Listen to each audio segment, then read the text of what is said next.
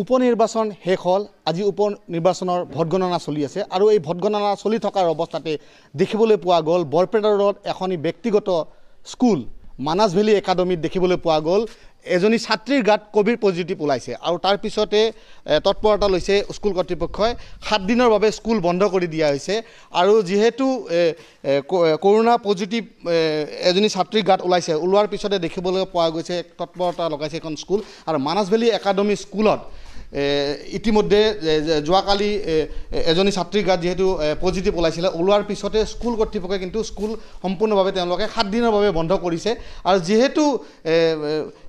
উপনিৰ্বাচন হৈ গ'ল তাৰপিছত আজি যেহেতু ভোটগণনা চলি আছে এক গুৰুত্বপূৰ্ণ ক'ব লাগিব যে এই সময়তে কিন্তু স্কুল এখনত পজিটিভ কোভিড পজিটিভ ওলোৱালৈ এক আতংক সৃষ্টি হৈছে বৰপেটা ৰোডত আৰু যেহেতু এইখন স্কুলৰ যিসকল ছাত্ৰ ছাত্ৰী আছে এই ছাত্ৰ ছাত্ৰীৰ তেওঁলোকৰ অভিভাৱক বা তেওঁলোকৰ মাজত এক উত্তেজনা সৃষ্টি হৈছে যে যি সময়ত পূজা পাঠ ওলাই গ'ল দুৰ্গা পূজা হ'ল তাৰপিছত ইলেকশ্যন চলি গ'ল কিন্তু ইলেকশ্যনৰ পিছত কিন্তু দেখিবলৈ পোৱা গ'ল এইখন স্কুলত কিন্তু দেখিবলৈ পোৱা গ'ল যে পজিটিভ কেছ ওলাইছে আৰু যিহেতু তেওঁলোকে 7 দিনৰ বাবে স্কুলখন বন্ধ কৰি দিয়া হৈছে আৰু মই দৃশ্যসমূহ মই দেখাবলৈ চেষ্টা কৰিম আৰু যদি মই পাৰোঁ মই এইখন স্কুলৰ যিসকল কৰ্তৃপক্ষ তেওঁলোকৰ লগত মই কথা পাতিবলৈ চেষ্টা কৰিম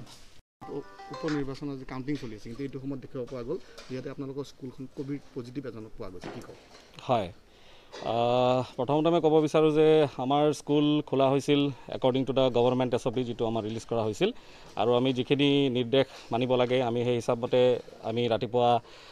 ছিষ্টেমেটিকভাৱে আমি ষ্টুডেণ্টক আমি টেষ্ট কৰোঁ আৰু তাৰপিছতে আমি ক্লাছত সোমাব দিওঁ এতিয়া যোৱাকালি আমাৰ ক্লাছ শেষ হোৱাৰ পিছত আমাৰ তাতে ইনফৰ্মেশ্যন এজন আহিল যে ক্লাছ 9ৰ ছাত্ৰী এজনী তাইৰ আপোনাৰ কোভিড পজিটিভ পোৱা বুলি কৈছে আৰু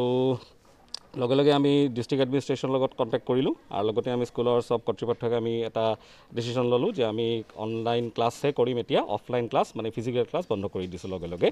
আৰু এইটো আমি নেক্সট মানে যেতিয়ালৈকে কনফাৰ্মেশ্যন নহয় আৰু আমি সবকে ৰেপিড টেষ্ট কৰিবও দিছোঁ আৰু লগতে আমি আজি ভাবিছোঁ যে সব ষ্টাফৰ আমি ৰেপিড টেষ্ট কৰাম আৰু আমি কনফাৰ্মেশ্যনটো ল'ম লগতে আমি যিটো ক্লাছ 9ৰ সকলো ছাত্ৰ ছাত্ৰীকো আমি আজি 12টা বজাৰ পিছত আহিব দিছোঁ আৰু তেওঁলোকৰ স্কুলতে আমাৰ ৰেপিড টেষ্টটো কৰোৱা হ'ব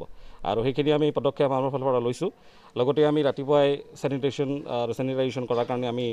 নিৰ্দেশটো দি দিয়া হৈছে অলৰেডি কাম চলি আছে আৰু বাকী এইটো বিল্ডিঙৰ কামো আমি এতিয়া আৰম্ভ কৰি আছোঁ কেইদিনৰ কাৰণে স্কুল বন্ধ কৰিছে স্কুলটো প্ৰেজেণ্টলি আমি 7 দিনৰ কাৰণে লগে লগে বন্ধ কৰিছোঁ আৰু ফিউচাৰত যদি কিবা হেৰি হয় তেতিয়াহ'লে আমি আৰু যিখিনি গভৰ্ণমেণ্টৰ যিটো নিয়ম বা হেৰি আছে সেই হিচাপমতে আমি সেইটো ফ'ল' কৰি যাম মাজত হেৰি মানে এটা আতংক বা এটা হেৰি হৈছে সেইটো মই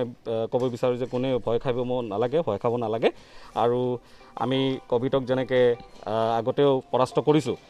এই বছৰ যিটো চবে এটা ভাবি আছে থাৰ্ড ৱেভ এটা আহিব বা আহিছে সেইটো বস্তু আমি ভাবোঁ কি আমি যদি নিজে মানে নিজৰ ফালৰ পৰা সচেতন থাকোঁ তেনেহ'লে নিশ্চয় আমি এইটো মানে কণ্ট্ৰল কৰিব পাৰিম আৰু সকলো ল'ৰা ছোৱালীকে মই ক'ম আৰু বাকী চবকেই মই ক'ম যে আপোনালোকে মাস্ক পৰিধান কৰিব আৰু যাতে হেণ্ড চেনিটাইজাৰ আৰু লগতে মানে নিজৰ সচেতনটো থাকিলে তেতিয়াহ'লে কি নিশ্চয় এটা মানে আমি চব বাচিব পাৰিম কোভিড-19ৰ পৰা